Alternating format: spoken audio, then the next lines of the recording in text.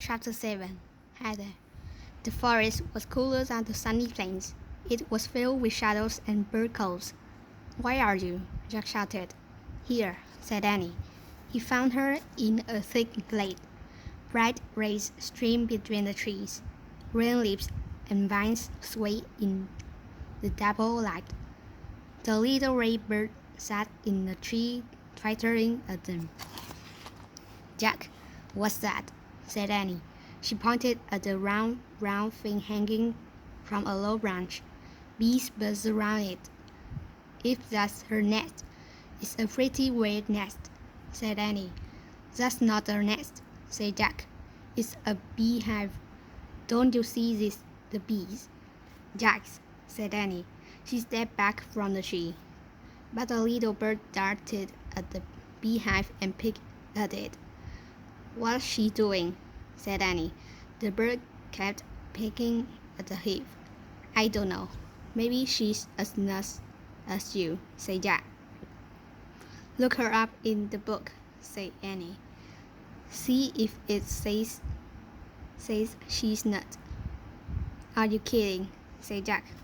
"That nutty bird isn't going to be in this book. Just look." Jack opened his Africa book. He kept turning the page. Just as he thought, there was no red bird in the book. "Forget it. Keep looking." Jack turned one more page, and there it was, a little red bird, a beehive, and a tall painted warrior with a spear. "I don't believe this," said Jack. Then he read aloud. "This bird is called a honey guide. It's both a friend and a helper to the Musi people, an African tribe known for their fierce fighting skills and bravery." "Hi, honey guide," Annie called to the bird. "I knew you were important." Jack kept reading. "The honey guide leads a Musi tribe person to a beehive. The bird waits for him or her to scatter the bees and take the honey. Then the bird feeds on the honeycomb." "That's cool," said Jack. "They work together, like the zebras and wildebeests and gazelles."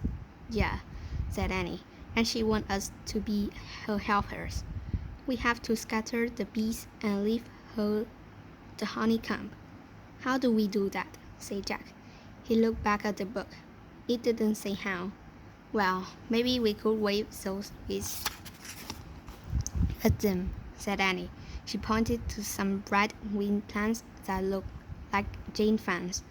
Jack put his book and backpack down. He and Annie pulled up the wings. They waved them near the tree, and the bees scattered. Next, Jack grabbed the tree branch and jiggled it. The hive fell to the ground and broke open. Annie stooped and stuck her finger into the golden honeycomb. "Yummy," she said when she tasted the honey. "Try it." Jack stuck his finger in the honeycomb, too. He licked off the golden honey. It was the sweetest honey he had ever tasted.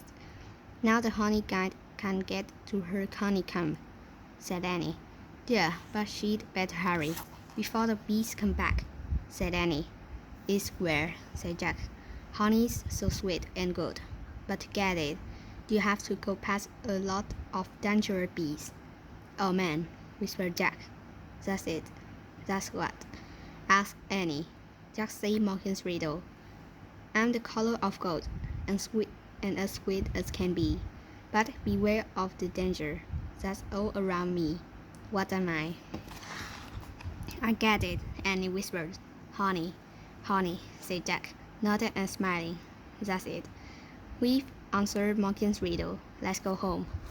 He stood up to leave. He gasped. Standing in the shadows was a tall man with a spear and a curved shawl hanging from his belt. His face was painted in fierce, red color. He knew at once what he was. A Musi warrior. "Hi there," Annie said in a small voice. Chapter 8 Jump. The warrior stared back at Jack and Annie. We were helping one of your honey guys, said Annie. The warrior was still at the statue. We didn't mean to steal anything, Jack said. In fact, it's all yours. We've had enough. Lots of good honey still there, Annie said, smiling. The warrior narrowed his eyes. Is he angry? Jack wondered. I'm sorry we were trespassing, said Jack. We'll come in peace. In fact, we bring gifts. He picked up his backpack and held it out to the warrior. The warrior still didn't move. This. Jack held up his book. Nothing. Jack reached into his pack. He pulled out the big jar of peanut butter. He pulled out the loaf of bread. Bread. Hey. How about a peanut butter and honey sandwich? Jam, Annie said, watching the warrior. The warrior stared at the food. We'll show you, said Jack. As Jack unwrapped the bread, his hands shook. Annie opened the jar. We don't have anything to freeze it with, she said. Use your fingers, said Jack. Excuse me, Annie said to the warrior. I have to use my fingers, but they're pretty clean. An elephant just do it, Annie, said Jack. Okay. She spread the peanut butter onto a slice of bread with her fingers. At the same time, Jack spread the honey from the beehive on another slice. Jack and Annie put their piece of bread together. Ta-da, said Annie, handing the sandwich to the warrior. The warrior took the sandwich, but he didn't eat it. He just looked at it. Let's make sandwiches for us too, Jack said, so he doesn't have to eat alone. They quickly made 2 more sandwiches. See, like this, said Annie. She bit into her sandwich. Jam. Jack took a bite too. He said. It was really good. Finally, the warrior bit into his sandwich. He chewed slowly.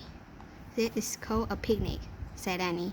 They ate their sandwich in silence. When they finished, Jack screwed the lid back on the peanut butter jar. Not butter, he said. The warrior smiled. He had a kind, dignified smile.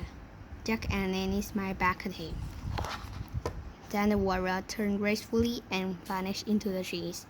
Oh man, said Jack.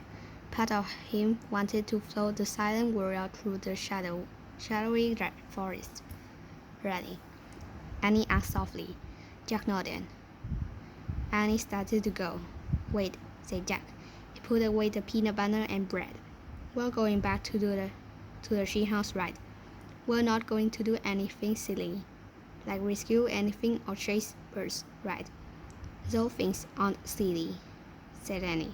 Don't forget that the bird gave us the answer to a riddle. Oh, right, said Jack. He looked at the little honey guide. She was on the ground, picking at the honeycomb. Thanks, Jack said to the birds. Have a good feast, said Annie. He put on his back.